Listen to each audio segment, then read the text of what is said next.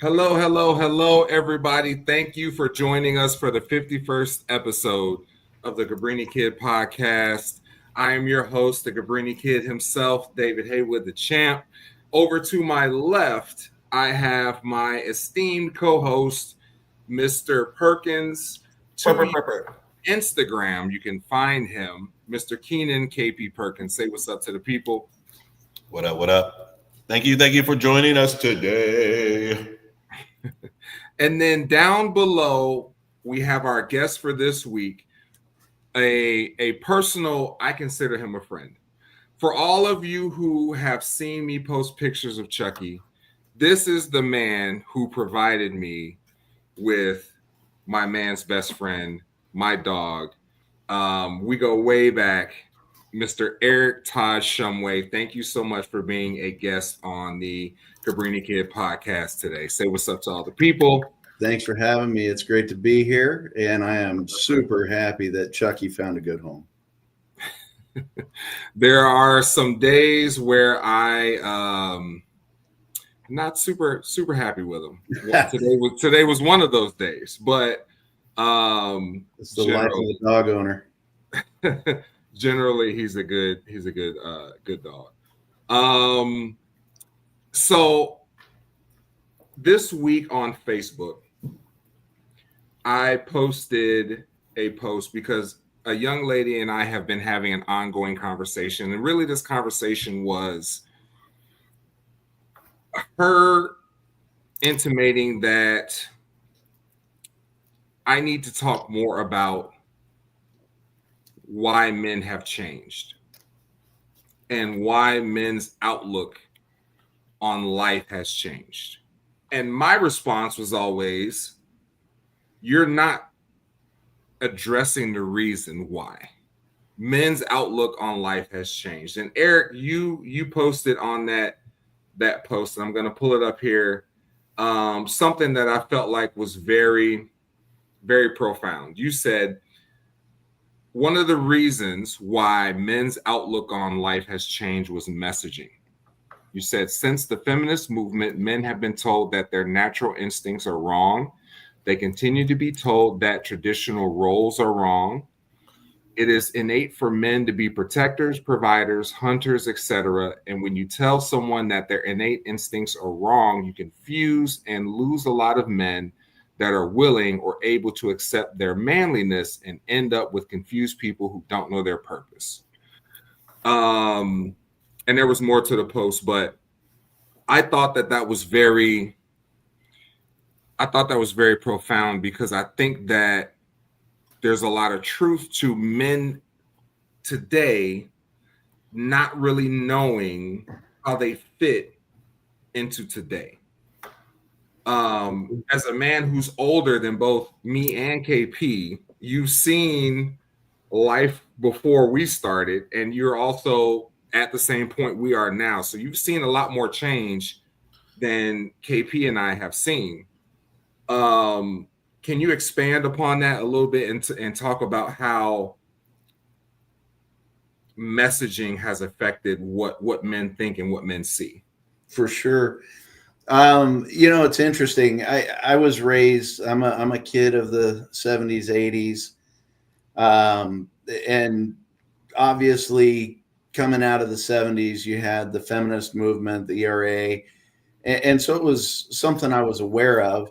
But actually, let me back up just to give you some perspective of where my opinion on this or thoughts come from. I have a very traditional family, father, mother, played what you would consider traditional nuclear family roles.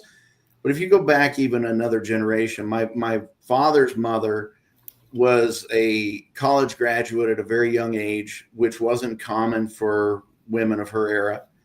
Taught school, but very, very strong-willed. Not at all the kind of, quiet milquetoast mother that just made dinner.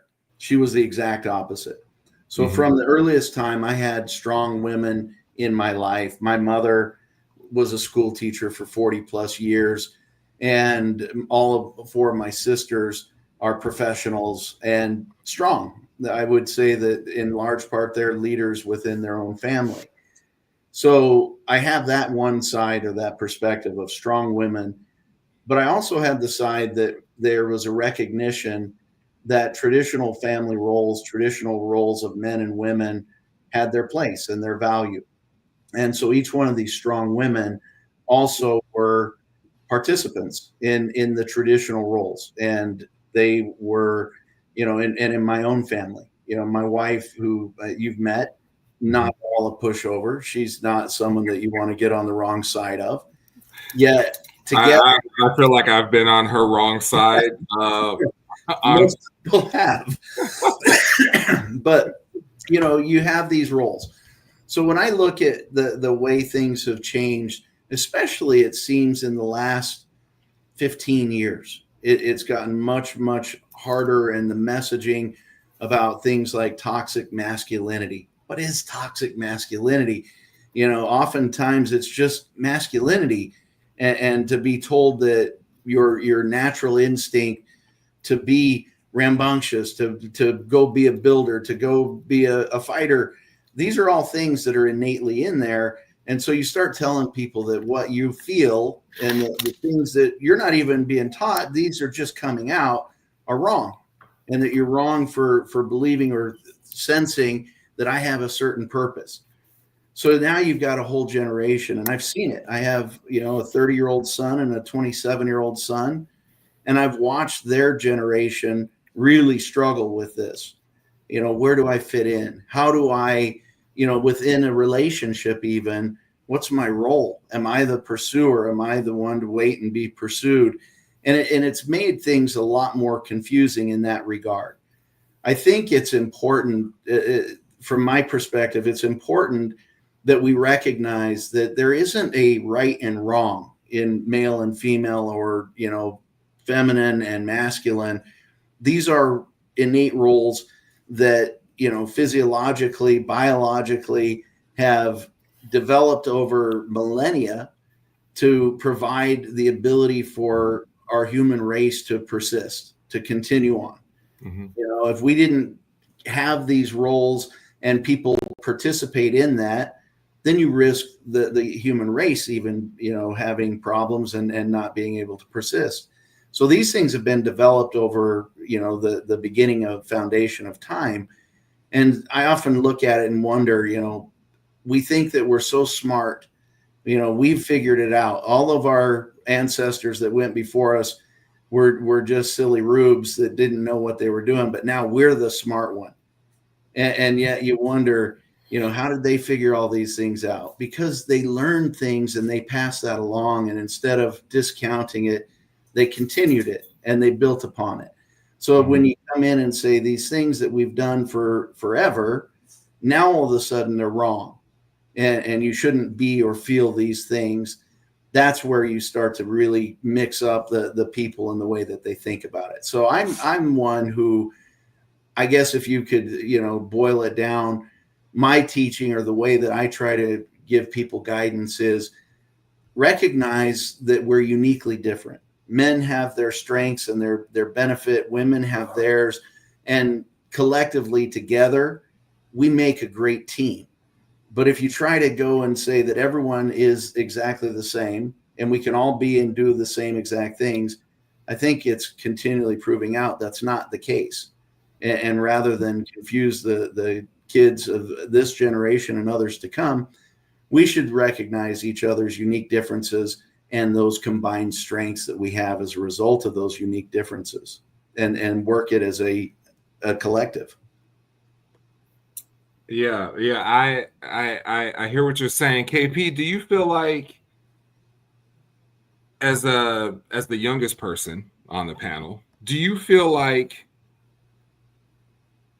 what you're hearing about masculinity is being conflated with toxic masculinity out of, I don't like what you're doing, that's toxic to me? Do you feel like you hear that or see that, or have been exposed to kind of a I don't know what's the right word. Maybe like a pacification of men, where the way that you feel like you might want to be is not appreciated and presented with like you should be more like this. Because I know that on the pod you've said I'm unapologetically me, but is that in reference to or in aversion to you should be more like this? Do you feel like you hear that?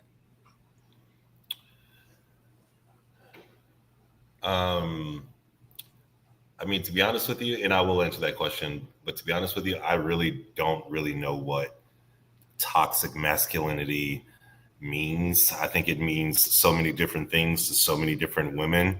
So honestly, I really don't know what that means when someone says you have toxic masculinity. But in regards to your question, yeah, I do think that first and foremost, I am unapologetically me, whether or not a woman likes it or not. And some like it. Some put up. Most like it. A few won't. a few won't. Some will put up with it until maybe they find someone else or until I find someone else. But I do think that most men who are single, they do have to put on another face for women in this day and age in order to gain favor, whether that is physically, whether that is just to spend time in order to get physical, or whether that is after you've already gotten her, you maybe have to do things that you typically wouldn't do, but you're doing these things for this caliber of a female or so on and so forth. So, but when it comes to myself, I would say, I am 97% me, depending on the female. If, not to say that some females make you step your game up than others, but there is, a certain caliber of female that, if you approach her, that you have to step your game up in some ways or in other ways. There's other kind of females where, I don't have to do as much. You don't have to do as much. So you want to spend your time on those females you don't have to do as much, or would you rather put your time into the ones that are ultimately a higher level? It just depends on the female, to be honest with you, because some of those females, because I'm not one that likes to do much. So those females kind of like, I like those females. I don't like the loud females. I don't like the always having to dress up, always got to put on makeup, like I feel you on that. I'd rather, like I've said on this podcast multiple times, I'd rather have looks wise and physicality wise, I'd rather have a solid 7 or 7.5 than have a 9 or 10 any day of the week. I got a dog that's wanting to be let out. You guys mind if I let her out real quick? No, go ahead. Yeah. Go ahead. We got a couple of chats in. We got Chris Clark checking in saying, KP, you got a fan in the chat. Chris Clark, what's up? What's up? What's up? I don't know who you are, but what's up? What's up? We also got JoJo. We got JoJo checking in. She said, "Are we talking about Michael Porter Jr.'s podcast?" And we can touch on that. And You're so, talking a basketball player. Basketball player Michael Porter Jr. On a recent podcast that he was on. It's not his podcast. I think it was somebody else's. He has made in his NBA career $200+ million. And he said on this recent episode of the podcast he was on that him and his girlfriend split the rent. And he went on further to say that I'm not going to be paying for everything. Which ties directly into our conversation because if you're from the 70s, 80s, maybe you are more of a mindset of I'm going to take care of all the financial and you just make the home. Wait. So I think we have to put this in more perspective, because Okay. I literally watched the whole thing like not too long ago. And so he had a girlfriend. She was looking at apartments that was above her means. He said, I would love to, when I'm in town, stay here, I'll stay here. So how much do you think that you can afford? This apartment is above her means. Mm-hmm. And she told him how much she thought she could afford.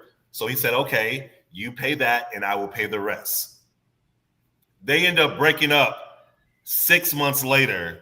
And he said, you know what? I will pay out my half the rest of the year so you can still stay here. Sounds more than fair. It got clipped up to where, it sounded like he's going 50-50, which he is doing the 50-50. But in my personal opinion, I don't see that's a girlfriend. This is not a wife. This is a girlfriend.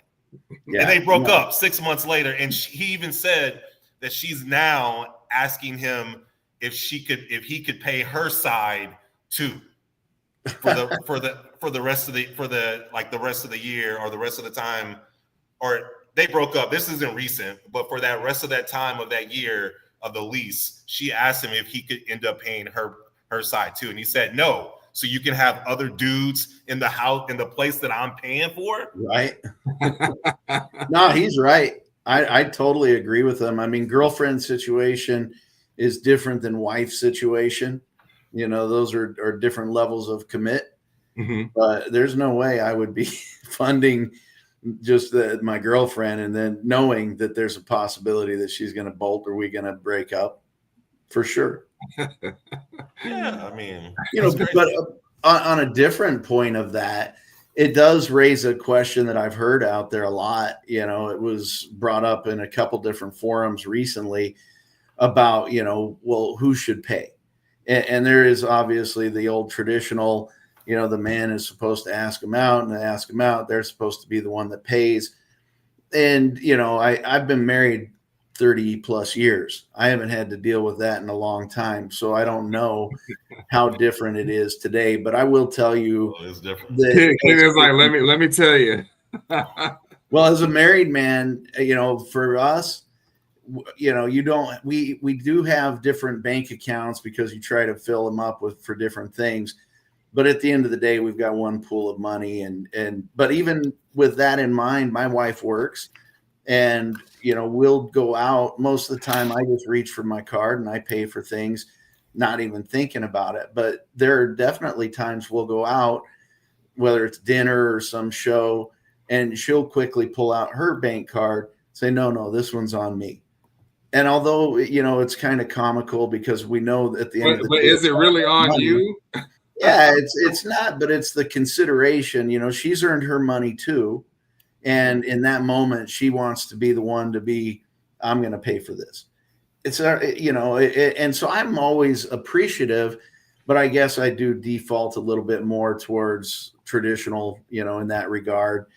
If I was dating, I'd probably pay for most of the dates, but I'm not opposed at all to allowing a woman to pay for dates, but, it's something that you discuss and you figure out.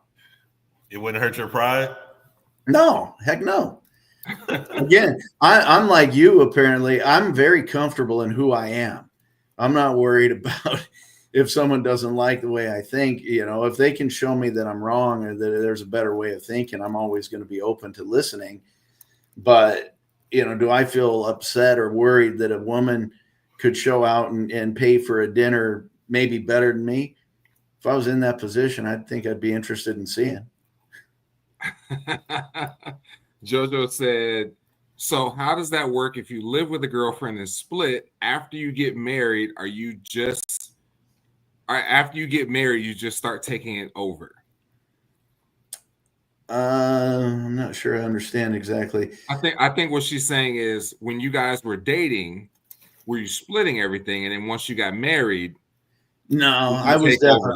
I was definitely paying for the majority of things. I mean, I made a lot more money than my wife did at that point in time. So, again, coming in with more traditional roles, that's how we approached it. And I wouldn't change it, but I think even then there were those moments where my wife wanted to pay for a particular thing as my girlfriend.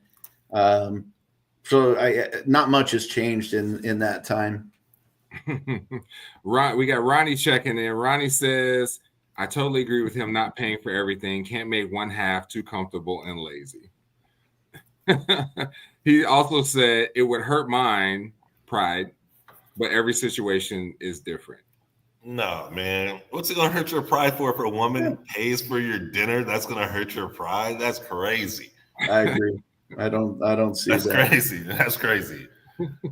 So in relation to a lot of what young men hear today in society, and kind of going back to the Facebook post, there was a lot of people who said media influences are largely to blame for men taking a step back, whether that's what they see on TV, whether that's what they see on ads, social media, all of the media telling men that, hey, you should not be so aggressive and be more emotionally understanding, and not be so closed off, but be more emotionally intelligent. Ronnie posted on the post and said he remembers as a kid seeing a fashion ad on MTV, and it was men wearing dresses and purses. And he says he remembers that distinctly as a kid seeing that. How big of a part do you think media plays in that? Huge. Not only like what you're seeing in your family unit, the next level outside of that is obviously going to be when you turn on the TV, back then, 80s, 90s, when you turn on the TV, you turn on the computer, you go outside and you see on the billboards and stuff like that. Like what part do you think media plays in it? I think it plays a huge role. I mean, our culture is downstream of what you digest. And so the more that is put out there, and it's not like an immediate thing. It's like boiling a frog.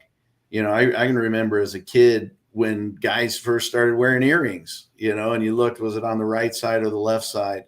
And now that's a non-issue. It's, earrings are no big deal. Everyone I know has a pierced ear, but I can remember seeing someone in a dress, it was shocking, or whether it was Rodman coming in a wedding dress, or there's little things like that immediately seem funny, or that it's just for effect.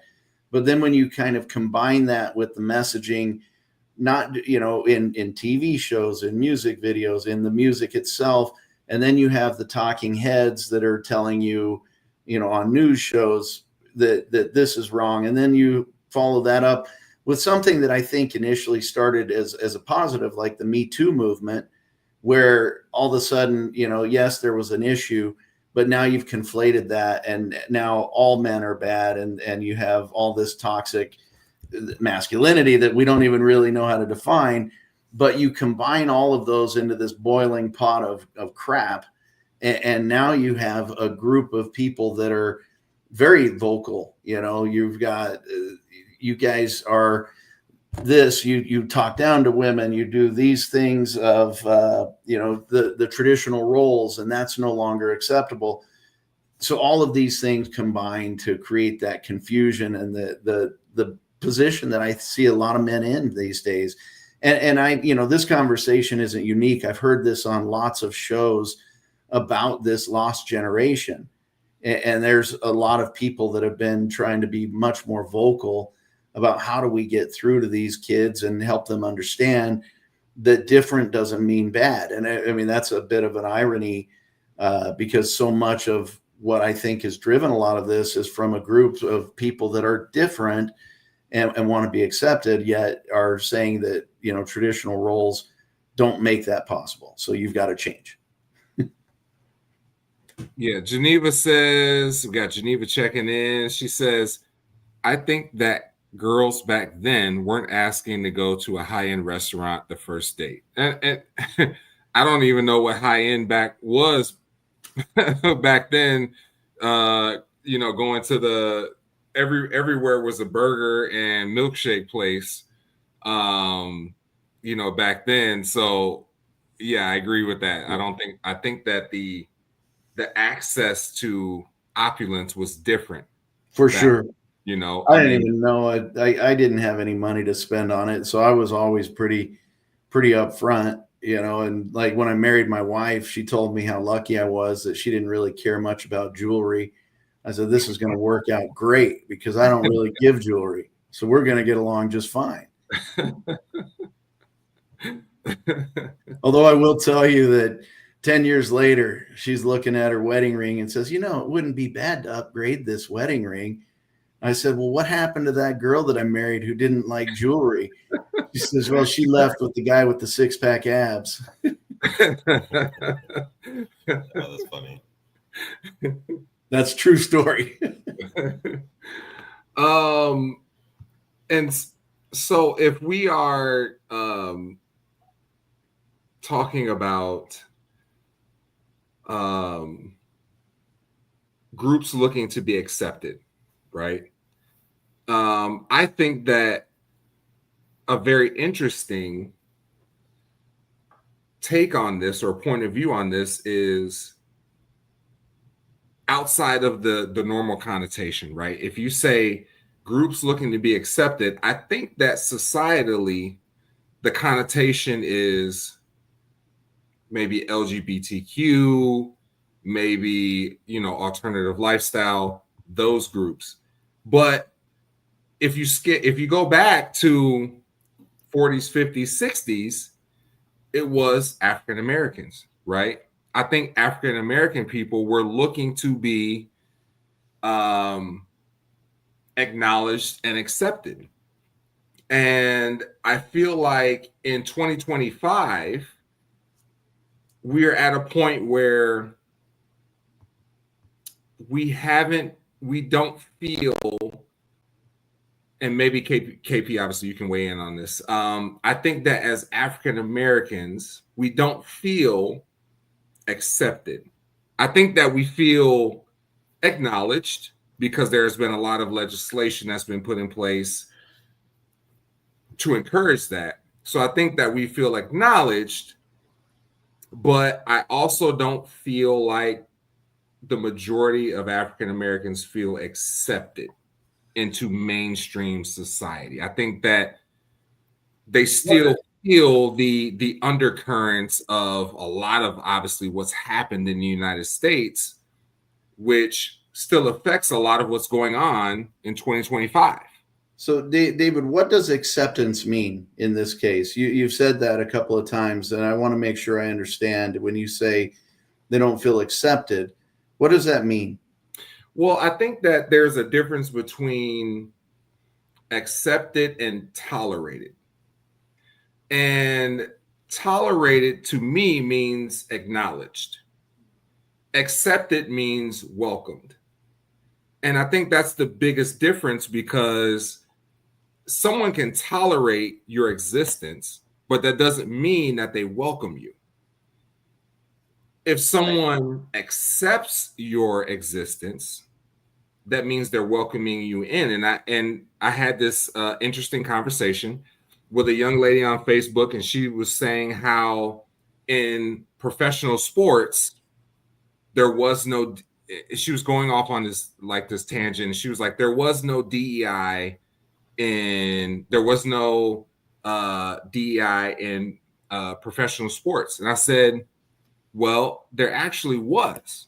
I said, because there always was a first Black player in a sport, right? There was Jackie Robinson.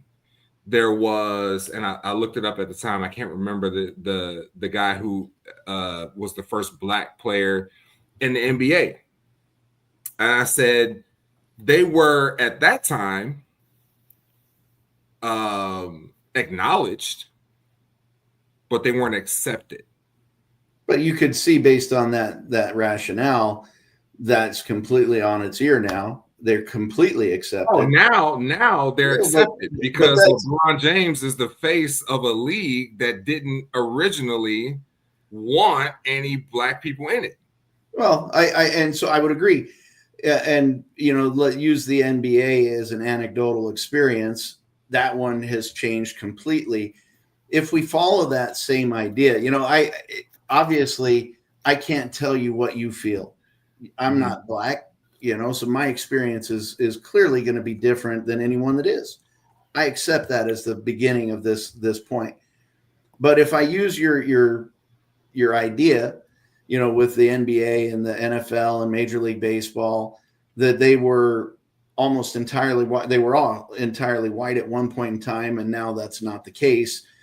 I'll just look at our country, and clearly we had lots of issues, and I'm not saying things are perfect, but when I consider the, Barack Obama being elected twice in a country that was still majority white, the number of sportscasters, newscasters, people on commercials, advertisements, television shows, the most popular musicians are people like Beyonce, Rihanna, The Weeknd, the just significant cultural icons, Snoop Dogg, that are not just tolerated, but accepted.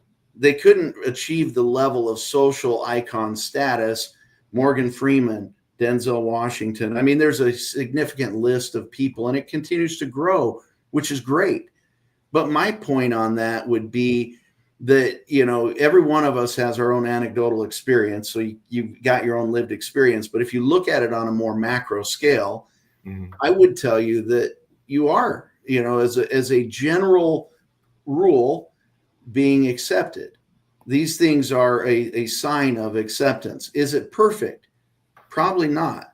And the reality of that is, if we're being totally honest, perfection doesn't exist in humanity. There's always going to be a level of racism that exists. It's just the way it's always been. Love to say that that's never going to be the case, but it is, because humans are fallible and have weak wisdom. But when you look at it on a more macro scale, I do think there's a significant amount of acceptance that's been happening, continuing to happen. Where I think it gets dangerous is where there's a lack of understanding or recognition of the changes made, and all that you focus on and throw up at people is where there's still the problem. That tends to then disengage and disincentivize people who are saying, look, what else do you want us to do? These are the things that are happening, and we're doing these things, and the laws have changed. That's where I hear a lot of frustration from the other side. My goal is always, how do we communicate so that you're not just shutting down the other side of the conversation or recognizing only one piece of this bigger pie, but that we're really having like this kind of a conversation. We come at this from two very different parts of the world, and our upbringings couldn't be more different.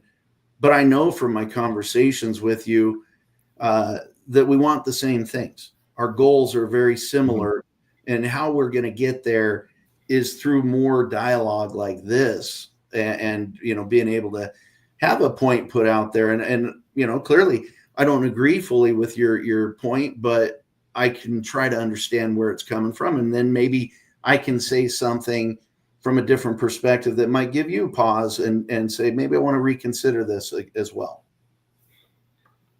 Yeah. And I hear that.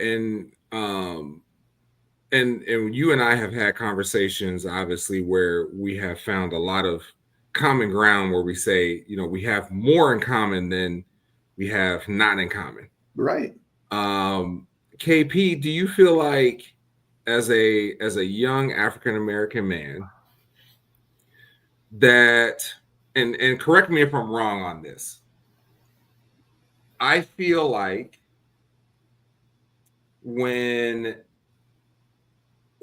I feel like if there is a successful African American person, take for instance LeBron, Michael Jordan, Tiger Woods, Serena Williams, Gabby, right? Leslie Hunt, Simone, Leslie Hunt, Tim right? Scott. Right.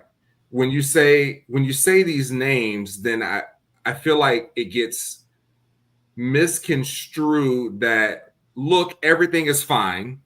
These people made it. Everybody can make it. Do you feel like there is an over exaggeration of the success of certain African Americans, and that gets applied to all African Americans, where they say all of you can do this because these people did it? No, no, I don't think there is enough celebration of African Americans out there that are doing a lot of positive things out there and that are super and uber successful. So I don't think we get enough applause, but for the most part, I would have to agree with Eric on a lot of his points as far as I feel as if we are, or we have been more so accepted comparatively to however long ago you want to call it. But yeah, I think there's a lot more of acceptance. Of course, there's a slippery slope, and then there's parts of the world that are still not as accepting, which is super unfortunate because the world has came along so far comparatively to those days. But there's still some people out there that are ignorant, and me personally, as long as I'm not in that energy, they stay over there, I stay over here, then we're good to go. So I mean, I don't surround myself with those type of people. Which is clearly not in Turkey, because we are the 92nd most popular podcast in Turkey. Well, that's exciting. I didn't realize there was a huge market for you in Turkey, but we didn't either. But how are you doing in Lesotho? I don't even Lesotho. Like I just say that because that was one of the countries that when Trump was doing one of his rants, he laid out tariffs on Lesotho, and he goes, Lesotho. No one even knows what Lesotho is. I don't know where it is. That's an African country. I just know that. Okay. And the interesting thing about Africa is that I feel like Africans view African Americans very differently. Totally. And one of my coworkers is from Morocco. The former co-host on our show, Kadriana, she's Moroccan. And we've had conversations about how, Africans view African Americans. And I think it's very interesting. It's very interesting how there's a separation there. And it's not African Americans' fault that there's a separation. Well, it's pretty significant. And one of the things that I've seen, I don't have any of the studies at my fingertips, but I've read a number of them, that African immigrants are some of the most successful, financially successful Nigerians, Kenyans, Ghanans that have located to the United States have done extremely well. They're some of the more successful immigrants of all immigrants. That's including the Asians. And that would be an interesting, why would be the first question. These from a skin tone are the same, ancestrally, most of the blacks in America have come from there, deep rooted. So you would say everything was the same. You're both coming from a capabilities perspective from a similar starting point. Yet one is highly successful while others struggle more. So it would raise the question, and again, I'd love to do a sociological study on it. I'm sure there have been. Mm-hmm. How much does culture play into it compared to race? And I would say that all of us on this show would agree race has nothing to do with it. I want to make that clear. I don't believe there's a single race in the world that isn't just as capable as another. So then you come back to the culture side. You know, how much of what we're teaching the next generation is a hindrance or a leg up?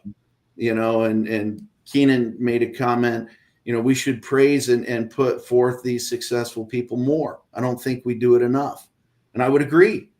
You know, the benefit to the youth is going to come from hearing stories of overcoming, come from hearing stories of people that have achieved great things in the face of challenges. That's where courage comes. That's where you see that, you know what, I'm in a challenging situation, but they did it. I can too.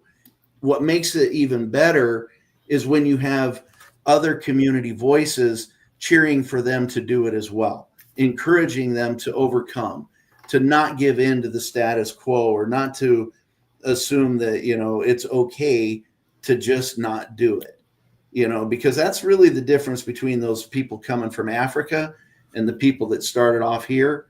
The ones from Africa were leaving a bad situation. They recognized they came to somewhere where there's opportunity, and they took advantage of the opportunity.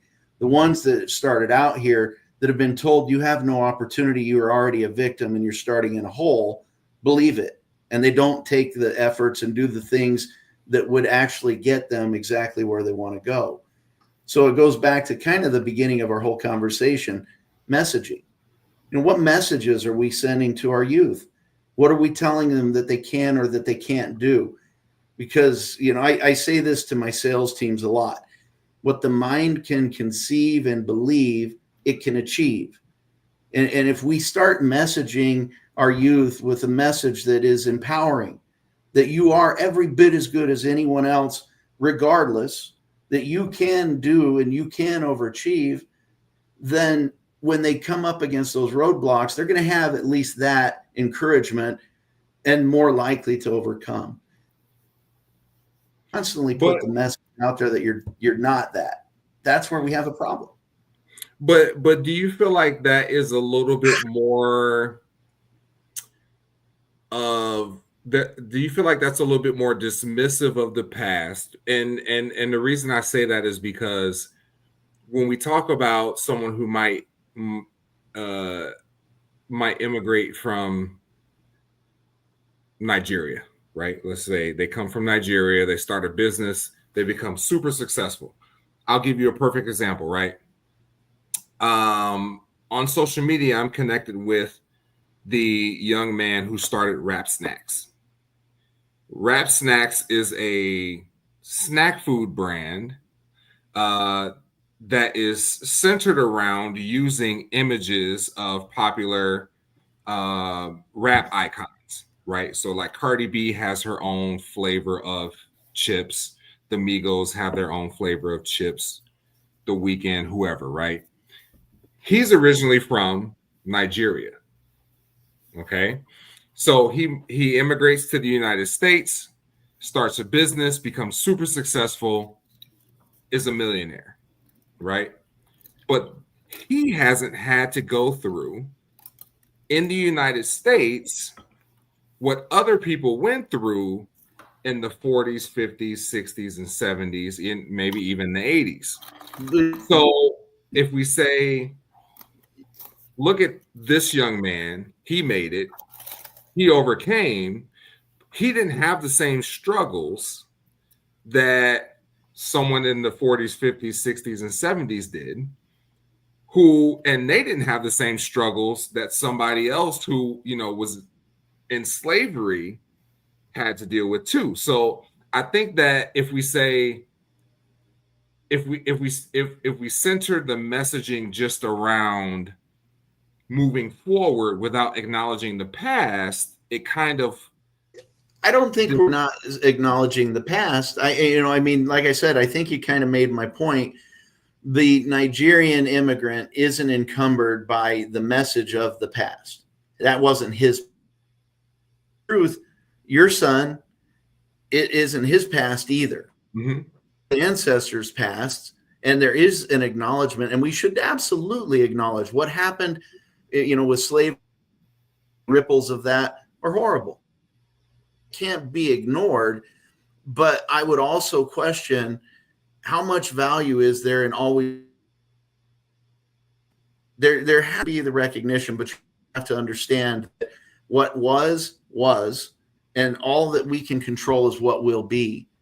And if we spend too much of our energy always focused on what happened that we can't change, then we're not putting that better energy into what we can do moving forward. That, so I keep saying, I agree with that's that. the messaging. We have to put the right that says, I can tell you that all white people don't wake up with a silver spoon in their mouth. My father was raised 8 kids in a 2-bedroom house that literally had no money. They looked like those Appalachian kids, dirty, wore the same one sleeve overall, and were filthy kids.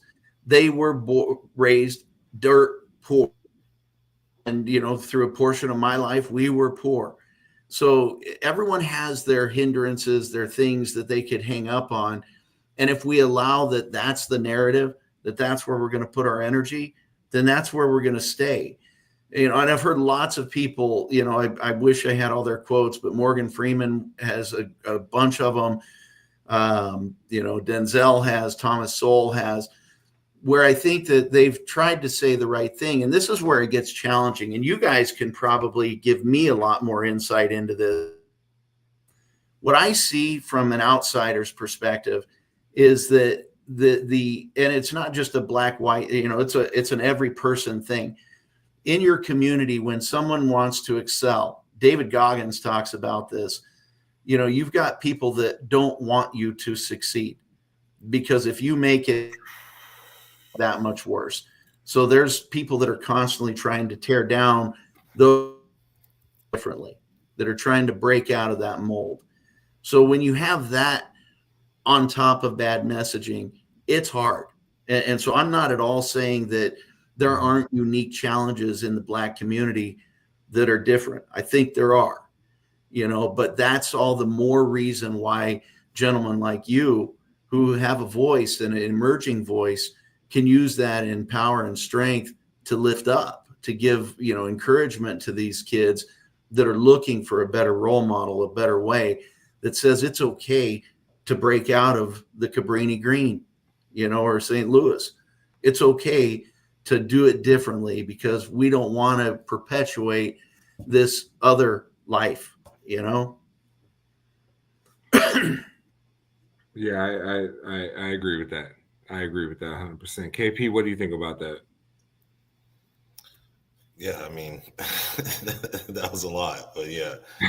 Do you feel like at your age, do you feel like you've experienced racism, or do you feel like you've been held back? No. Nope. I can't say that I have. I can't say that I have. So I've never been called the hard ER. I'm glad. Yeah, I've never. No, it's never really happened to me. I've never seen it happen. Yeah, I mean, besides the hidden racism, where for instance, you can't get in because of Jordans or some shit like that. I mean, besides that's the Scottsdale. I know, Eric. I know that you're not familiar with this, but if you go out in Scottsdale, there are certain wardrobe requirements that a lot of people feel are specifically designed to keep out a certain demographic of people. So that's what he's referring to when he says no Jordans.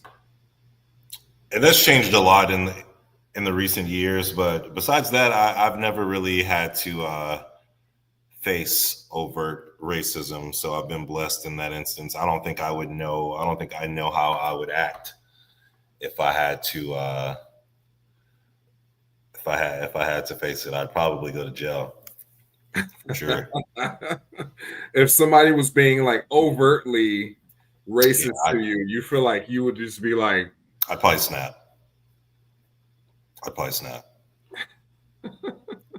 Yeah, I'd probably snap. Like if I ever got caught the hard ER, I don't know what I would do. I really don't. So I've been blessed in that instance. But of course, I also think that there's been some quote unquote like racism, like when you're interviewing for jobs. I think that's some underlining like racism there, or prejudiceness, if that's a word. I think there's a lot of that going on for sure. But if you're talking about blatant racism, have I ever faced it? No, I've never faced it. Thank God. And I've grown up with white people my entire life. So, I've never had that happen. do you feel like it could be a little bit more based on the environment? I don't know what you mean by environment. I mean, like you said, you said I've grown up with white people my entire life. Yeah. And you're how old? Old enough. And how long have you been in Arizona? 11 years. Right. So when you went to Arizona, you didn't go to a predominantly black area. You went to a predominantly white area. Well, I moved where it's closer to my job. That's right. So that's what I'm saying. Like, do you feel like environment would shield you from seeing certain things because you're around certain people? I mean, I would think that if I'm in a mostly white environment, that it could potentially happen more so than if I was in an all black environment. If that's what you mean, I'm not really understanding that. I'm not really understanding that. I mean, if I'm from St. Louis, so that's different. I mean, regardless, Chicago, whatever, that's different. It's Missouri. Missouri is known to be one of the most racist places ever. Like if you go to Columbia, like where Mizzou is, that's one of the most racist places ever. Like, so, and I grew up in the city of St. Louis. So like there's a lot of white people who live in the city of St. Louis. There's a lot of black people who live right next door to each other. So and not to say that there's not like racism in St. Louis still to this day, but I've been ingratiated with white people since elementary school. Like, I mean, it's just like, so in my family, like it just doesn't happen. I won't say it doesn't happen, but it's never happened. And I've never been You've never recognized it. Blatant, I would recognize it if it was blatant. But yeah, of course I would recognize it. I know what racism looks like. But like I said, I've felt underlining racism in the job force, so on and so forth. But blatant racism, no, I've never felt that. I've never felt that. But I also am the kind of person, or I will say I am the kind of quote unquote black that is very well put together. That is very well spoken, that somebody can see their daughter with, so on and so forth. So now if you're one of the good ones. Yeah, I mean, I find that interesting, because that would actually foot with the discussions I've had with a lot of my friends, family. Everyone I know will tell you the same kind of thing. I don't have anyone of this color, that race, whatever. What I have a problem with is ignorance. What I have a problem with and there's specific traits it could be redneck, it could be black guy who got his pants down, past his butt. There's things that stick out, and you say that within that culture, I don't like that. That doesn't mean that you're racist against the entire race. There are things that I can look at within, white Southern Appalachia and go, where my family's all from. I call it Pennsyltucky. They're from the hillbilly region of Pennsylvania, and it is rural and rough. And there's a lot of people around there that I look at and go, yeah, I'm not sure I want to be hanging out with them. It's not a racist thing at all. I think there's more of that now than there is true racism. And people kind of confuse those two. Mm-hmm. Yeah. And yeah, and I can agree with that too. I think a lot of people will seize on something and apply it with a very broad stroke and say that this is racist, when maybe the person is saying, I just don't like that particular thing. Yes. I think that's more. People may in their mind make a correlation between, we're like, well, that is specific to a specific group of people, so that's racist. I think anecdotes get conflated with these general sweeping comments. And that happens across the board. You see it, something happens and they say, well, everyone's like this. Well, no, not everyone is like that. That situation occurred. It's unique in that bubble. Doesn't mean everything else is the same. Mm-hmm. Yeah. And then, so lastly, let's touch on where religion plays a part in all of this. Being someone who is, like you said, you're from the 60s, 70s, 80s. I grew up in a family that was raised Southern Baptist. KP. I don't think we've ever talked about religion and how you were raised, but I try not to. I try to live. I try to live by the pillars of things you aren't supposed to talk about in conversation.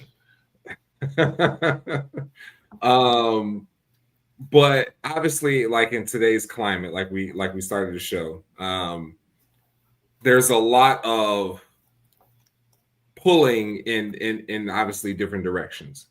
And I feel like, without maybe getting too specific, I think people are gravitating in certain directions for the wrong reasons. They see somebody who was, taken from this world prematurely, and that's pulling them in a certain direction. Or somebody might see something that's happening to a certain group in Palestine, and that might pull them in a certain direction. And I think that events are polarizing people into ideology. And I don't know if that's the right route to go, because it's not based on a belief, it's based on your emotion about the event. Yeah, I mean, it makes sense. Beliefs begin with a kernel or a spark. Something has to move you to begin moving in a particular direction. Now, whether or not that belief system is positive and bears positive good fruit, that's to be seen. The what happened with Charlie Kirk has definitely spurred a lot of introspection for those that were raised religious, and curiosity for those that weren't, that are now looking at it.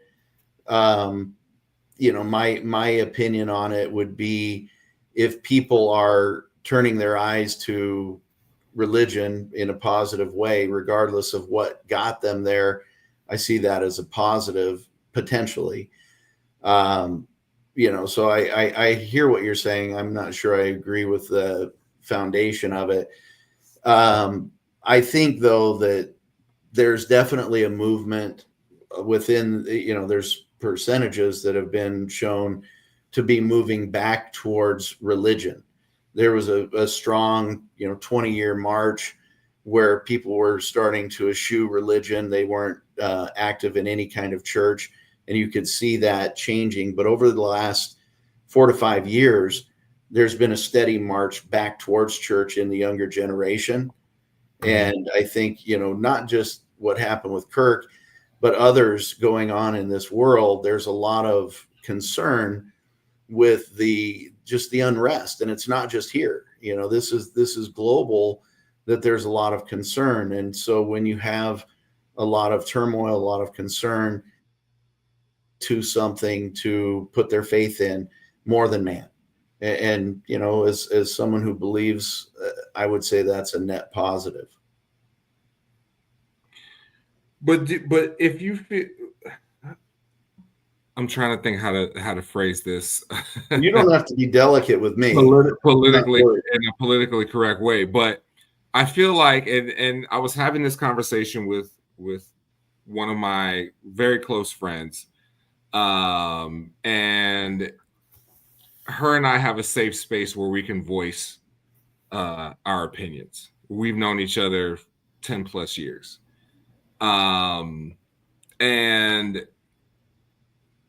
she made the statement, she said, I love seeing that so many people are now picking up a Bible or going to church or whatever. And I said, but if they're going because they think they're going to hear what Charlie said at church, they're not. And they're going to be confused because what they heard on debates and podcasts is not what they're going to hear at church. And that means they went for the wrong reason. And I think that a lot of times when people put their faith in people, when we're just talking about religion, if you put your faith in people as opposed to the word, you may be led astray. 100%. And that always right. And that could be if you voted for Trump, if you voted for Biden, if you voted for Obama, or whatever the case is. If you say, I believe in this person because of what they said, and this is my religion, and this is who I'm going to vote for, when it comes time to go to the box, the ballot box, there's a lot of people who are going to show up to church thinking this is what the word and the message is. And there will be some pastors who are going to echo that. There will be. Mm-hmm. There will be some who won't. And just from being on social media, I've seen people who seen lots of that. I've seen people who said, I left my church today that I've been going to for 5 years, 10 years, because they didn't acknowledge this. And I've seen people say, I picked a new church because they did acknowledge this, and that's not what I go to church for. Yeah, I can't argue your point. I mean, if you put your faith in man, 100% you're going to be let down. We talked about this earlier. That's the one consistency in humans, is that we're fallible. Yeah. We're not going to be right all the time. And so it can't be about an individual that stands in front of you at the pulpit. Otherwise, whatever they think they're building will be dashed in fairly short order. The only way you can move forward was with a faith in God, and in the Savior. So, that's where the faith has to be put. I would just say if someone is coming to that, regardless of what got them to start looking, there's a better chance that they're going to figure it out than if they never got there in the first place. And some won't stick. That's just reality. Some won't stick. I can see that.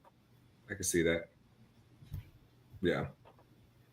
Again, our goal should just be in spreading a good message that brings people together, that helps people recognize that we're all in this crazy game of life together.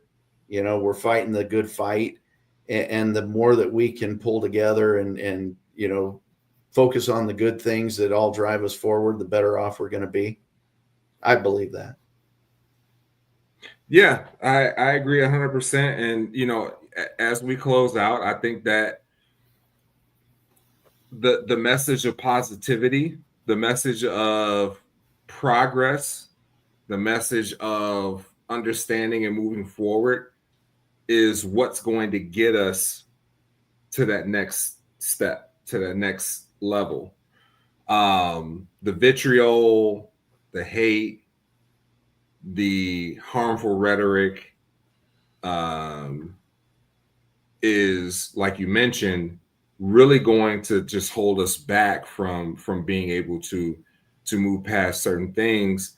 And like we talked about earlier, like, yes, the past is the past, but we can control the future. Can't control the past that already happened, but we can control the future, and we can move forward and make it productive and constructive.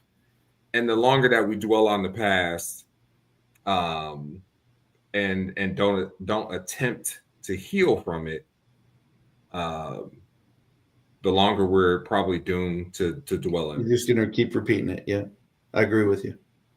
Well, I'm certainly grateful for the opportunity to chat with you boys. I think that, good things come when we do these things. And Perkins, welcome to Arizona. Glad to have you here. As a longtime Arizona native, this is the place to be. David, you made a mistake. I know Florida's great, but no, I didn't. No, I didn't. I Arizona will always be special to me. I went from being a lost young man to finding my way in Arizona. I always will have a place there. I always will be able to go back and visit. Arizona's always been good to me. So, but the sunshine and the ocean in Florida is we got plenty of sunshine. Oh yeah, perpetual 320 days straight, sunshine, no clouds. I know. KP, do you have any parting words for us as we wrap? Eric, thank you so much for hopping on today. Are you in Mesa? I am. I heard him say earlier. Nice. Okay, cool. He's out there where Jen is. Oh, okay. East Mesa. Gotcha. Okay, cool. Thank you so much for hopping on today. I really appreciate you for taking out the time to hop on. I hope that you have watched past episodes, and I hope that you continue to watch future episodes in case you're on again. Definitely seem like a cool dad. So your sons are like, I got a cool dad too. So I'm very blessed in that aspect. So if your sons are watching, you guys are super lucky out there. So, and if you have a daughter, they're lucky too. I do. I have a daughter awesome. Well, hi kids. Otherwise, thank you, Ronnie. Thank you, Geneva. Thank you, Chris Clark, whoever you may be. Jojo, Jordan, Felix. Thank you guys for chiming in today. Appreciate you guys. Please like, subscribe. And we are rounding out September here, and we're coming into the best days of Arizona, and I can't wait. Yes. I can't wait. Well, thank you guys. I appreciate it. It's been a pleasure. Yeah, and we appreciated you as well. We have an opportunity here to we have a platform, and we reach a lot of people. And I think it's important, even though the majority of the time, a lot of our content is jovial, a lot of our content is superficial, but important. And this is one of those important conversations that I felt like was something that we needed to have. And I'm glad that you were open. Obviously we've known each other a couple years. We've had several conversations. I think the last time we had a really deep conversation was maybe like 2 years ago, something like that. So we've had an opportunity to have some very deep, very poignant, very important conversations, and I'm glad that now we got to bring it to the world. So Everybody, please like, subscribe, share.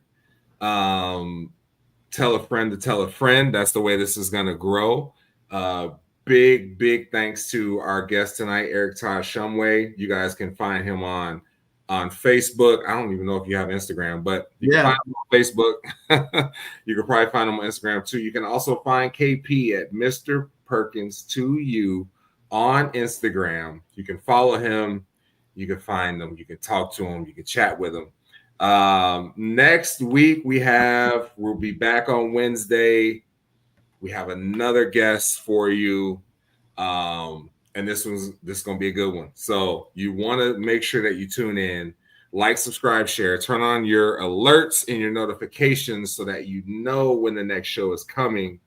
But until then, everybody be safe, love each other, peace. We'll talk to you guys in 7 days.